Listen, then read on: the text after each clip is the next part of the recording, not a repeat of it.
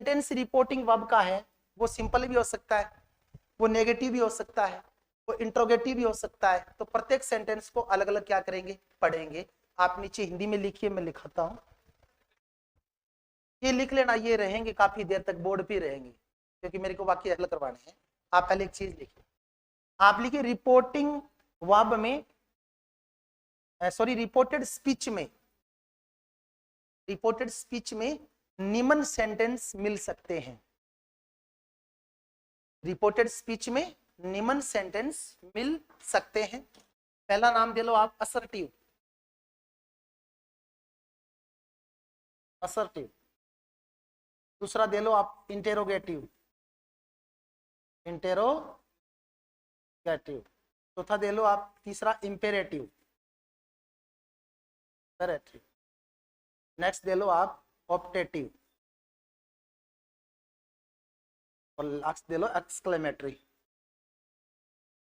इतने प्रकार के वाक्य हमें रिपोर्टेड स्पीच में मिल सकते हैं, इनके अलावा कोई वाक्य नहीं मिले। अगर ये वाक्य मिलेंगे तो इन वाक्यों का टेंस तभी चेंज करेंगे जो रिपोर्टिंग वर्ब में कौन सा टेंस हो, पास्ट टेंस हो, वरना छेड़खानी नहीं करनी। कौन सा सेंटेंस रह गया इसमें, कोई रहा है क्या? हाँ यही पूछ रहा हूं। असर्टिव का मतलब दोनों होता है, कौन सा, पॉजिटिव और नेगेटिव। ये मैंने बात आपको पहले लिखा दी है, मैंने बता दी है। अब देखिए हमारा टाइम नहीं लगेगा, हमें नहीं देखना इंपरेटिव क्या होता है, ऑप्टेटिव क्या होता है, एक्सक्लेमेटरी क्या होता है, इनको हम पहले क्या कर चुके हैं, रीड कर चुके। ये वाक्यों का प्रकार लिख लीजिए।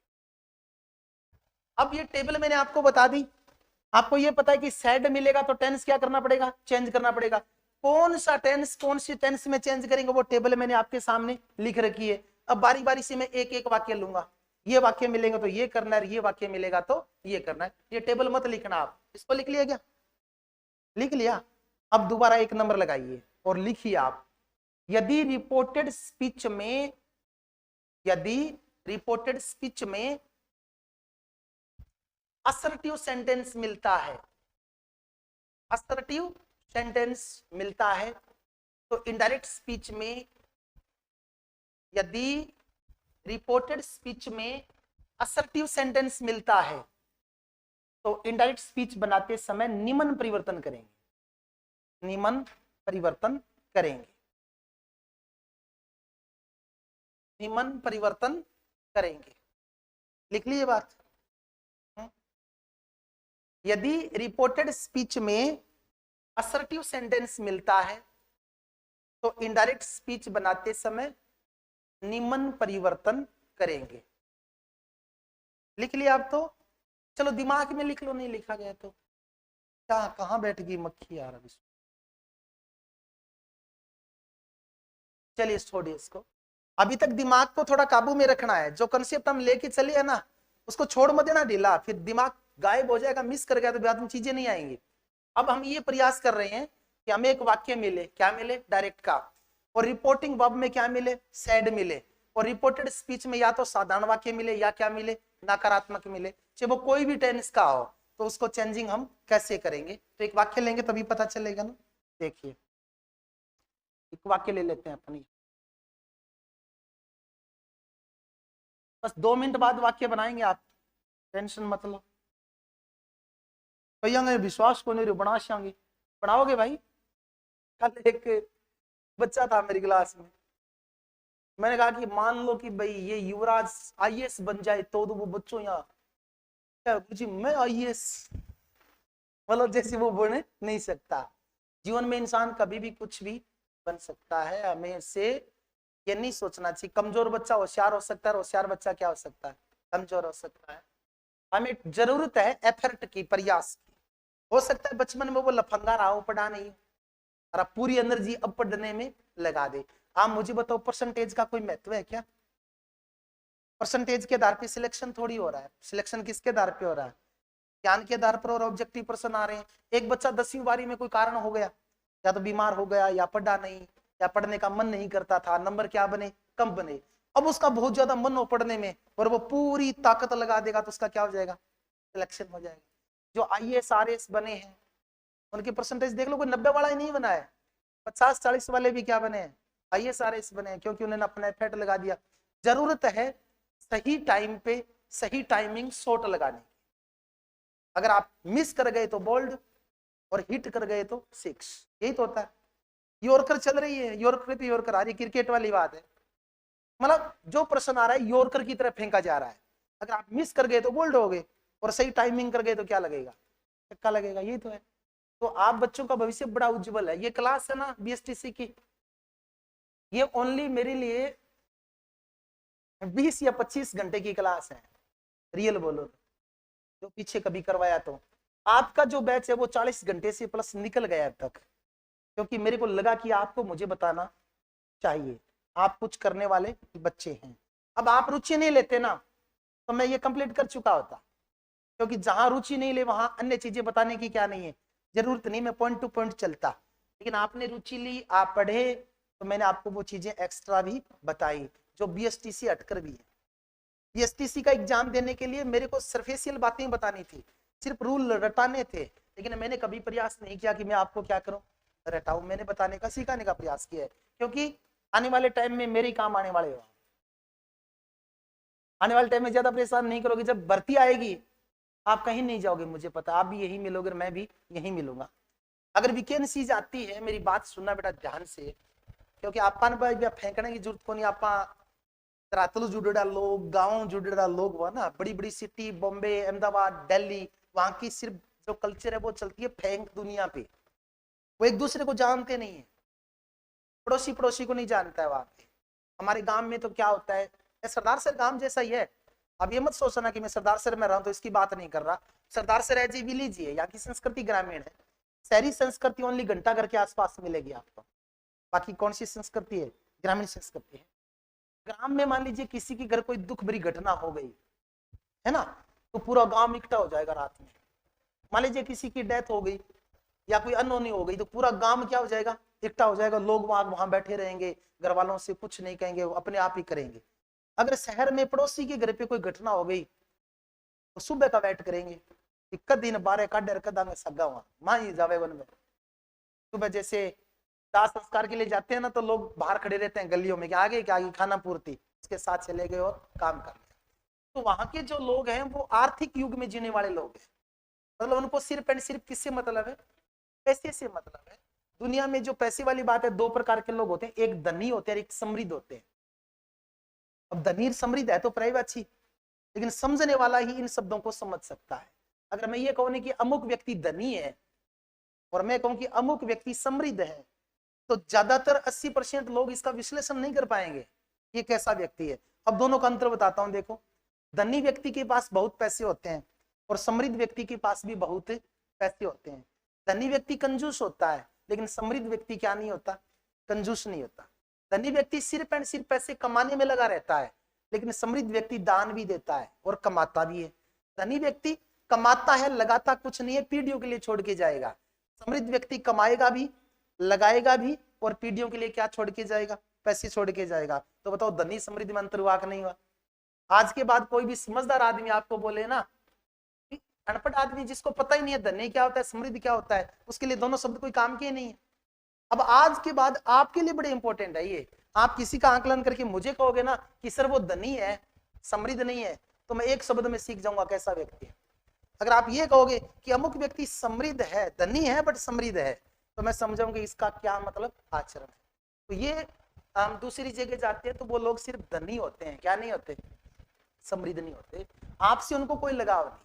अब जैसे आप में से कोई बच्चा खड़ा होकर क्लास में से जाता है, तो यहाँ क्लास में टीचर बोल देता है कि तेरे को नहीं जाना चाहिए।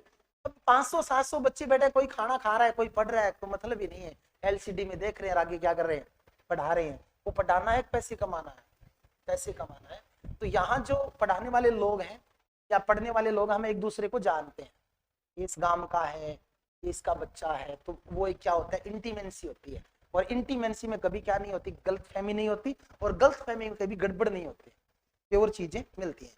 चलिए अपन एक वाक्य लेते हैं, वाक्य दिया मैंने, he said to him, लिखना नहीं है आपको, she plays a game, अब गेम और मैच देखो बोर्ड पे, एक होता है गेम और एक होता है मैच, दोनों का मतलब क्या होता है? ऐसे क्या होता है? इसको गेम थोड़ी कहेंगे, मैच ही कहेंगे। सही शब्द आप कैच नहीं कर पाए, मैं बताता हूँ। देखो, गेम कहते हैं किसी को चालाकी करना, कि वो मेरे साथ गेम खेल गया, मेरे साथ क्या खेल गया? गेम खेल गया। और खेलते उसको बोलते हैं मैच। उसने क्या खेला? अब मैं कह रहा हूं कि he she said to me she plays a game, उसने गेम खेला, मतलब जरूरी नहीं है वो क्रिकेट वाला खेला, हो सकता है मानसिक रूप से मेरे साथ क्या खेल गया? गेम खेल गया। जैसे मेरे पास कोई व्यक्ति आया, उसने कहा कि सर आप 1000 रुपए दोगे ना, 2 महीने में डबल कर दूंगा मैं। 1 लाख रुपए दोगे, 2 महीने में क्या कर दूंगा? डबल कर दूंगा। मैं विश्वास में आ गया, मैंने पैसे दे दिया, वो पैसे हुए नहीं, वो व्यक्ति मेरे साथ क्या खेल गया? गेम खेल गया।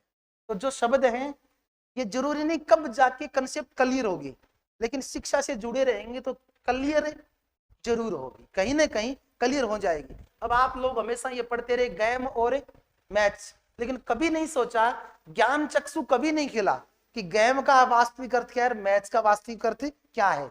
आज आपको लगा ऐसे कि हाँ यार इनमें अंतर तो होता है, इसका मतलब थर्ड आई क्या हो रही है? खुल रही है। आपको रहस्य में दुनिया में जा रहे हो आप। She said to him, she plays a game।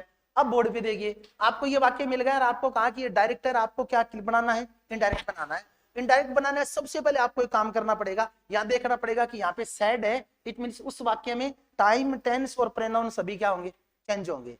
दूसरी बात, अगर मैं फिलहाल टेंस की बात कर रहा हूं, न तो प्रोनाउन दे रहा हूं और न क्या दे रहा हूं? टाइम दे रहा हूं, क्योंकि वो मैंने आपको टेबल बताई नहीं है। अगर ये सेंटेंस मिले तो फर्स्ट ऑफ ऑल आपको देखना है कि ये वाक्य किस प्रकार का है। ये साधारण है कि नकारात्मक है? साधारण है ना। साधारण वाक्य आए तो आपको निम्न परिवर्तन करने हैं, लिखो 1 नंबर लगा के। ये साधारण वाक्य इनमें से कोई टेंस का हो सकता है, कोई भी टेंस का हो सकता है, रूल यही लगेगा। आप लिखेंगे सैड टू, सैड टू की जगह आप क्या लगाएंगे? टोल्ड। और 2 नंबर में लगाएंगे आप कंजक्शन, और कंजक्शन आप क्या लगाएंगे? दैट। बस काम खत्म। यानी कि वहां से साधारण वाक्य हो या नकारात्मक वाक्य हो, ये फर्क नहीं पड़ता कौन से टेंस का है। तो आप सेड टू की जगह टोल्ड लगाएंगे, कंजक्शन क्या लगाएंगे? दैट लगाएंगे। अब इस वाक्य को आपको नहीं लिखना है, देखिए मैं चेंज करता हूं आपके सामने, आपको बनाने को वाक्य दे दिए जाएंगे। अगर इस सेंटेंस को मैं चेंज करूंगा, फर्स्ट ऑफ ऑल मैं लिखूंगा सी, है ना। अब सेड टू यहां देख के मैं चेंज नहीं कर सकता, ये चेंज करने के लिए आगे वाला वाक्य मेरे को देखना पड़ेगा।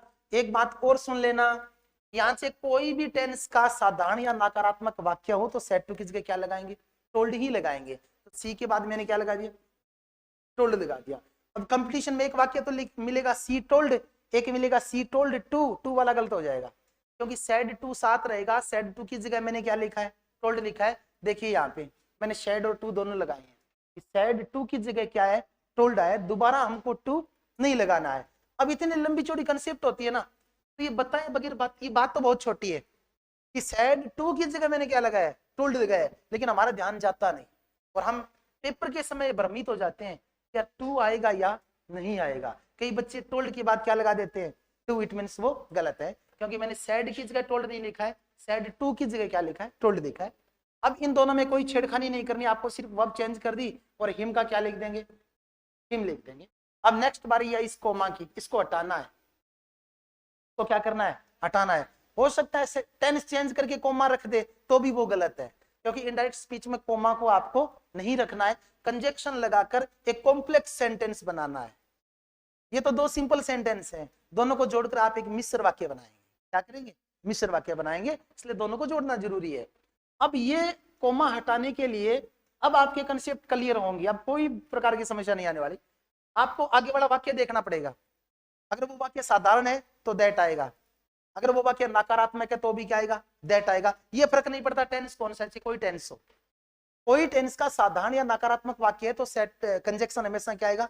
दैट आएगा। आपका तो सिर्फ प्रश्नवाचक हो तो प्रश्नवाचक अलग लिखेंगे, क्या आएंगे? पहले किसकी बात कर रहे हैं? सिंपल और नेगेटिव कर रहे हैं, तो यहाँ पे मैंने क्या लगा दिया?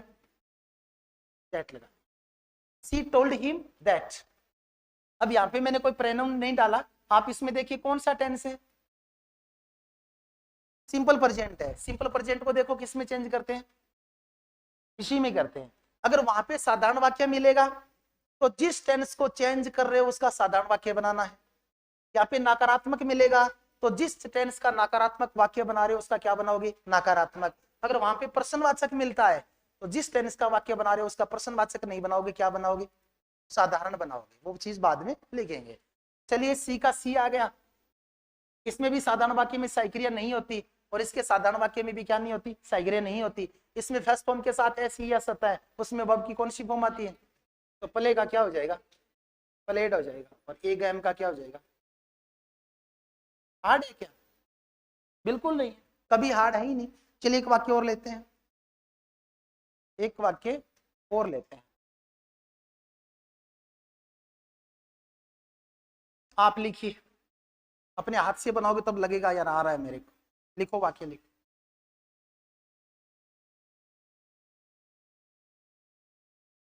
आप लिखिए, दे said to me he doesn't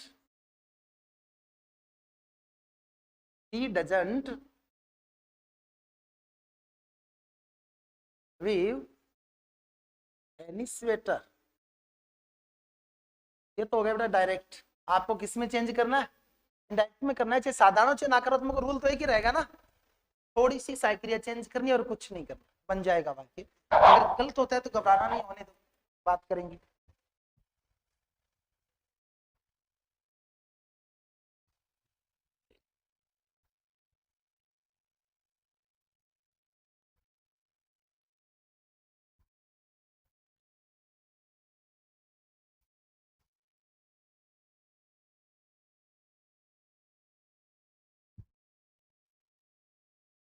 देखिए क्या बनेगा, दे का तो आप दे रखेंगे, सेड टू का क्या बनाएंगे, टोल्ड। क्या देख के बनाया बेटा, आगे वाला वाक्य देखा। अगर वो साधारण है तो टोल्ड आएगा, नकारात्मक है तो क्या आएगा, टोल्ड आएगा। तो हमने सेड टू का टोल्ड कर दिया और मी का क्या रख दिया, मी रख दिया।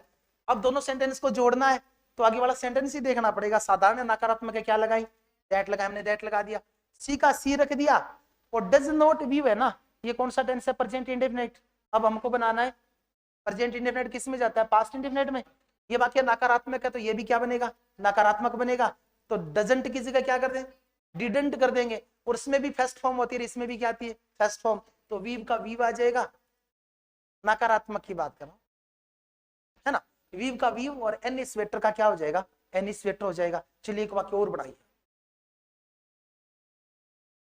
जब आपको लगे ना कहा सर सही होने लग गए आप, तभी आगे बढ़ेंगे। टेंस ले लेते हैं सभी साथ में, देखिए। she said she cut a tree। आपको मैं उस मेथड में डाल के दे रहा हूं जैसे पेपर में आएगा, ठीक है ना, कैसे हल करेंगे। मैं 4 ऑप्शन डालता हूं आपको, देखिए।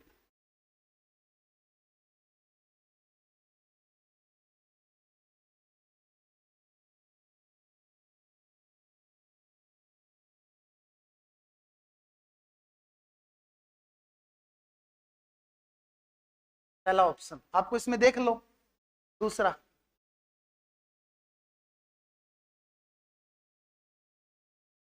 थोड़ा डिफिकल्ट है।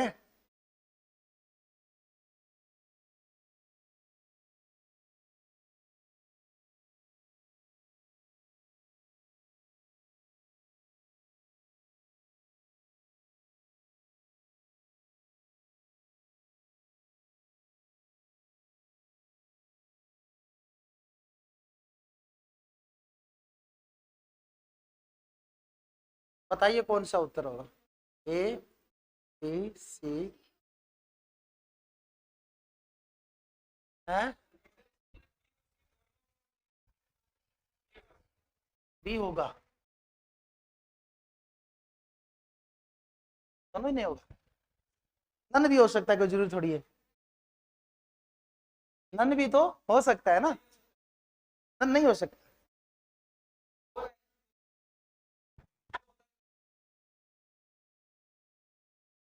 आपको यहाँ नहीं जाना है, फर्स्ट ऑफ ऑल हल करने का तरीका मैं बताता हूँ, ठीक है। आपको यहाँ आना है, सी सेड मतलब ऑब्जेक्ट नहीं है, इसका मतलब टोल्ड नहीं आएगा। ऑब्जेक्ट नहीं है इसका मतलब क्या नहीं आएगा, टोल्ड नहीं आएगा। जहां जहां टोल्ड है काट दो, दोनों चीजें मैंने कट कर दी। टोल्ड नहीं आएगा ना, मैंने लिखा था कि रिपोर्टिंग वर्ब का ऑब्जेक्ट नहीं आता है, तो से का से रहेगा, सेज का सेज रहेगा, तो सैड का क्या रहेगा, सैड ही रहेगा। आप टोल्ड नहीं करेंगे। अब वाक्य कितने बच्चे, दो। She said that she cut a tree, और एक हो गया नन। अब हमें बात रही, आगे बढ़े थोड़ा, कहां गलत हो रहा है। यहां तो साधारण वाक्य तो क्या आएगा, दैट आएगा, इसमें भी दैट है, इसमें भी दैट है, इसमें भी दैट है। क्लियर नहीं हुआ अभी तक, फिर क्या करना पड़ेगा, आगे बढ़ना पड़ेगा। अब देखो टेंस, इसमें कौन सा टेंस है, हो कैसे सकता है ही, सेकंड ही है, क्योंकि कट कट कट, अगर ये प्रेजेंट इंडेफिनेट होता तो सी के साथ एस या ईएस आता हुआ। यार इतना इजी थोड़ी दूंगा, आप कंपटीशन की तैयारी कर रहे हो ना, कि आपको मैंने कोई पजल करने का प्रयास नहीं किया, पेपर में ये मार आप खा सकते हो तो मैंने लिख दिया। अब दोबारा दूसरे बच्चे ध्यान से सुनो, देखो बेटा, कट कट तीनों एक ही वर्ब होती है ना, कट कट और कट। प्रेजेंट इंडेफिनेट की साधारण वाक्य में सही क्रिया नहीं होती, और पास्ट इंडेफिनेट के साधारण वाक्य में भी सही क्रिया नहीं होती। इसको हम इस प्रकार तय करेंगे कि अगर ये प्रेजेंट इंडेफिनेट का साधारण वाक्य होता तो कर्ता एक वचन है, तो क्रिया भी क्या होती, एक वचन होती। कट न कि क्या होता, कट्स होता। अब मैंने सी के साथ कट लिख रखा है, इसका मतलब ये वर्ब की कौन सी फॉर्म है, सेकंड फॉर्म है। और सेकंड फॉर्म हुआ तो कौन सा टेंस हुआ, पास्ट इंडेफिनेट हुआ। पास्ट इंडेफिनेट है तो उसको कहां चेंज करूंगा मैं, हेड प्लस वर्ब की थर्ड फॉर्म में चेंज करूंगा। तो ये वाक्य जो बच्चा था ना, सी सेड दैट, इसमें मैंने टोल्ड नहीं लगाया, तो उस तरह से ये क्या हो गया, गलत हो गया। तो उत्तर क्या था, नन था। बट मैं सही आंसर इसका लिखना चाहूं तो इसका सही आंसर ऐसे बनेगा, देखो इसका बनेगा, सी said that he had cut, क्या जाएगा, हैड कट ए ट्री। चलिए एक वाक्य और लिखिए। ऐसे लंबे तो आएंगे जहां गलतियां भी होंगी, यही सीखना है हमको। तो कुछ बच्चों की सेंटेंस से थोड़ी गड़बड़ हुई है, क्योंकि उनके टेंस इतने क्लियर नहीं है, मुझे पता है। लेकिन सभी प्रकार के बच्चे हैं, वाक्य सभी प्रकार के देने पड़ेंगे मुझे। तो जिनका टेंस नहीं पड़ा उनको दोबारा करवाया जाएगा, डोंट वरी रहें आप। देखिए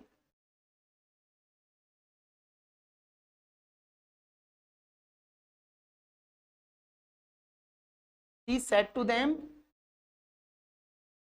he is playing cards। Easy सा वाक्य, he said to them he is playing cards, change कर लीजिए। बड़ा इजी है, कोई हार्ड नहीं है। किसी के अगर समझ में नहीं आ रहा हो तो आप इसको ये नहीं समझे कि मैं सरदार सर की क्लास में बैठा हूं, आप ऐसे समझे मैं अपने विद्यालय की क्लास में बैठा हूं, दोबारा पूछ ले, मुझे कोई दिक्कत नहीं है। She said to them he is playing cards। बना लो फटाफट। क्या बनेगा फिर, सी का तो या तो सेट टू ही चेंज करना है सिर्फ, तो साधारण वाक्य टोल्ड हो जाएगा। सी टोल्ड देम, और कंजक्शन क्या लगाऊं, दैट ही इज का क्या हो जाएगा, वॉच, और प्लेइंग का प्लेइंग, और कार्ड्स का कार्ड्स। अब आप समझ पा रहे हैं, इस टेबल का कोई भी मैं सिंपल या नेगेटिव सेंटेंस देता हूं तो उसके चेंज करने का मेथड वो रहेगा। ओके, अब आप जो यहाँ सरदार सर बैठे हो ना, मेरी बात सुनिए। आप एक बात तो ये दिमाग में निकाल दीजिए कि हम पैसे देके यहाँ पढ़ रहे हैं। आपकी सफलता है वो हमारी सफलता है, और आपकी असफलता किसकी असफलता है, हमारी। तो आप हमसे अलग नहीं है, आप हमसे अलग नहीं है, मैं भी आपका ही क्या हूं, मेंबर ही हूं। कोई चीज नहीं आती है तो आप दोबारा पूछ लीजिए, घबराने की जरूरत नहीं है। क्योंकि इंग्लिश एक ऐसी चीज है, इसमें थोड़ी सी गड़बड़ होती है, सेंटेंस क्या हो जाता है, गड़बड़ हो जाता है। और कुछ बच्चे इतने मतलब शर्मीले होते हैं कि बात बोलने को नहीं, ना आवे तो ना आवे, लेकिन बोलना हमको नहीं है। और मारवाड़ी में एक कहावत है, बोल ले बिंगा के बिके, बाकी का बोरिया गला ही है घरे बिके कोनी। इन स्टेट पे देख लो उदाहरण, मतलब ये आम है, वो इतने कार मतलब उसके पास लोग चले जाते हैं, एक आदमी कॉर्नर में चुपचाप बैठे हैं यहाँ, आदमी आज कोई को नहीं आवेंगे, पूरे को पूरे सिस्टम कर ले जैसी घरे ले जैसी। अब आप में से जितने बच्चे एक एक को यहाँ बुलाऊं ना मैं, तो 90% फेल हो जाएंगे यहाँ बोलने में। सिर्फ 10% लोग ही यहाँ क्या करेंगे, बोलेंगे। मतलब बोलना ही तो डर लगे आपने, जना बोलो नहीं रूप बम पड़ो नहीं, है ना। क्योंकि हर दुनिया में हर चीज में कंपटीशन है। अगर आप ये कहो ना कि सम्मानित करना है, तो वो कहेगा मुझे सम्मानित करो, और वो कहेगा मुझे सम्मानित करो। लेकिन जब स्कूल में या संस्था में कहीं यह बात चले कि प्रोग्राम होना है, उसका संचालन करना है, तो गुड़करा सालों के आप कर लेना, क्या दिक्कत है, हमें कोई दिक्कत है नहीं है। दिक्कत है क्योंकि आप बोल नहीं सकते। आप क्या नहीं कर सकते, बोल नहीं सकते, ये दिक्कत है आपको। जो व्यक्ति बोलना सीख गया, मान लीजिए दुनिया में वो सफल इंसान है। जिसको बोलना नहीं आएगा, वो चाहे कितो विचार वे भी की गवर्नमेंट है, लोग ले जी, समझ रहे हो।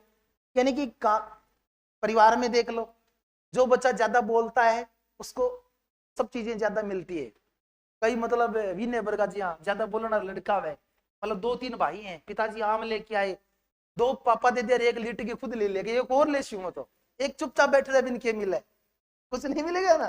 तो बोलने का महत्व भी बड़ा इंपॉर्टेंट है, स्किल होती है अपनी अपनी। चलिए एक वाक्य और लिखिए आप।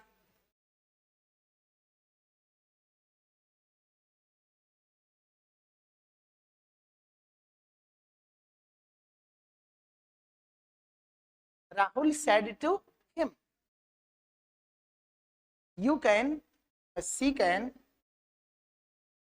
speak English.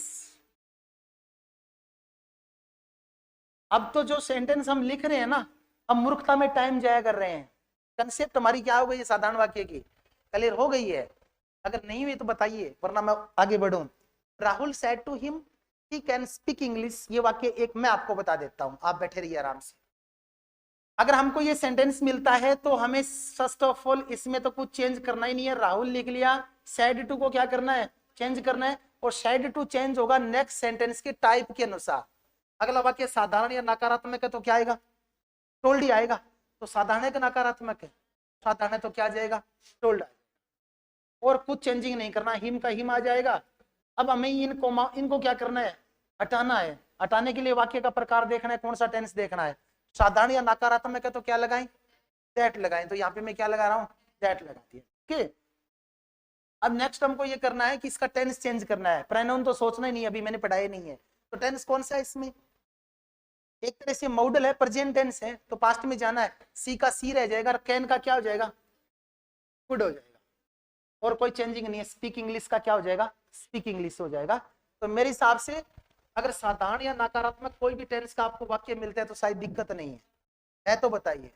आप कहोगे सर फिर पेपर में कैसे आएगा, वो पूरा पढ़ाने के बाद 15-20% मैं आपको हल करवा दूंगा, किस प्रकार के प्रश्न पूछे जाएंगे। पहले हम थियरी क्लियर करते हैं, ठीक है। आगे लिखाऊं क्या, क्या बेटा, हाँ अब मेरी बात सुनो आप। मॉडल चाहे प्रेजेंट का हो चाहे पास्ट का हो, वर्ब हमेशा कौन सी लेता है, फर्स्ट फॉर्म में लेता है, उसमें कोई फर्क पड़ने वाला नहीं है। नेक्स्ट वाक्य लिखिए आप, इसी में हो जाएगा। ये तो हो गए साधारण और नकारात्मक।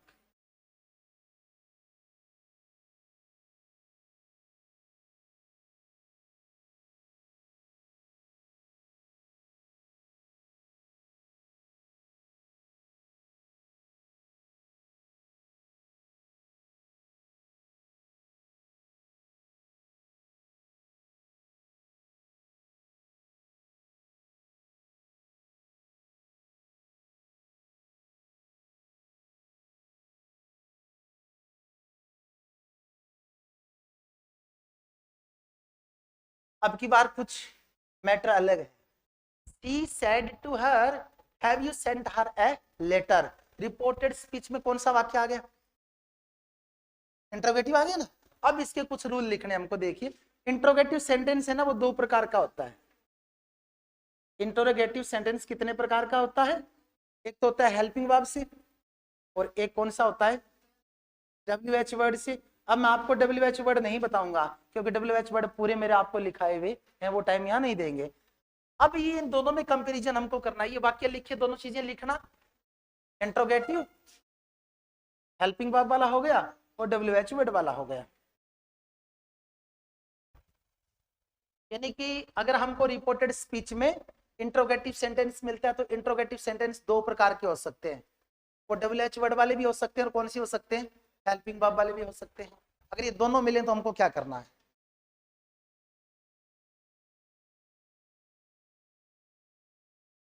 लिख लिया ना। अब मेरे पास तो यहाँ जगह नहीं है, बट आप थोड़ा सा इधर रखना, सैड टू, ठीक, आप लिखिए सैड टू, लिख लेंगे। यानी कि अगर मेरी सुन लो पहले, अगर यहाँ पे हेल्पिंग वर्ब से आता है तो सैड टू की जगह क्या लिखेंगे, और WH वर्ड आता है तो सैड टू की जगह क्या लिखेंगे, वो अंतर करवा रहा हूं मैं।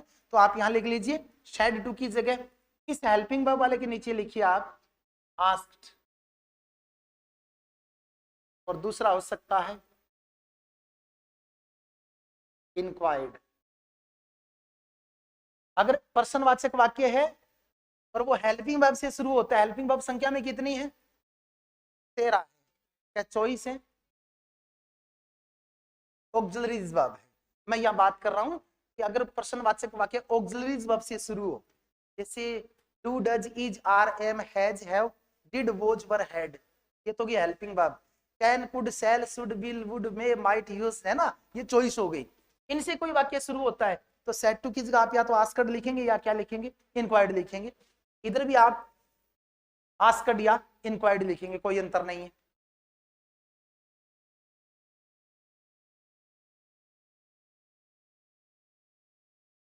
आस्क्ड या इंक्वायर्ड लिखेंगे, है ना, लिख लीजिए चीज। अब हमको क्या लगाना पड़ेगा, कंजेक्शन, है ना। तो यहाँ पे आप 2 नंबर लगा के लिखिए कंजेक्शन, यानी कंजेक्शन क्या आएगा,